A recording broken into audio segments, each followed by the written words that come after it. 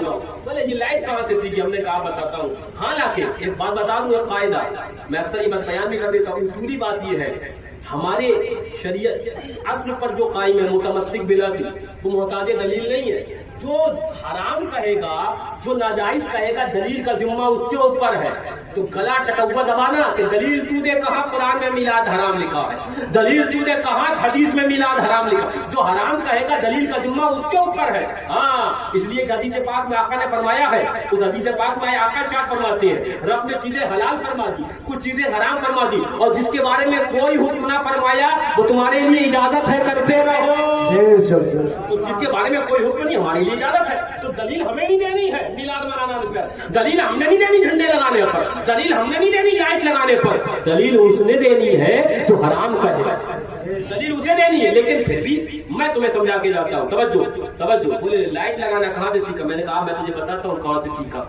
دیکھو جب حضرت آمنہ رضی اللہ تعالی عنہا آقا کی والدہ ماجدہ، ذرا زور سے بولو، جب فرماتی ہیں میرے آقا اس خاک دانۂ گیتی پر تشریف فرما ہوئے، تو فرماتی ہے، اب حدیث سن لو، فرماتی ہے اذاعت لہو قصور الشام، ایک نور نکلا میرے آقا جب تشریف لائے، نور ہوا، اور مکے مکرمہ سے لے کر شام جو ہزاروں کلومیٹر دور ہے وہاں تک کے سارے راستے روشن ہو گئے، اور مجھے مکے سے شام نظر آنے لگ گیا ہے، شام نظر آنے لگ گیا. توجہ.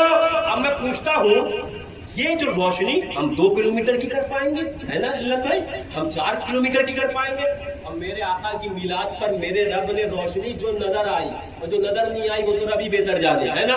جو نظر آئی وہ یہ ہے کہ مکہ مکرمہ سے رب نے شام تک کا راستہ روشن کر دیا ہے، شام تک کا راستہ روشن کر دیا. حضرت آمنہ فرماتی ہے رضی اللہ تعالی عنہا کہ جس وقت میرے آقا اس خاک دانۂ گیتی پر تشریف لائے، حدیث پاک میں آتا ہے اذاعت لہو قصور الشام، کہ شام کے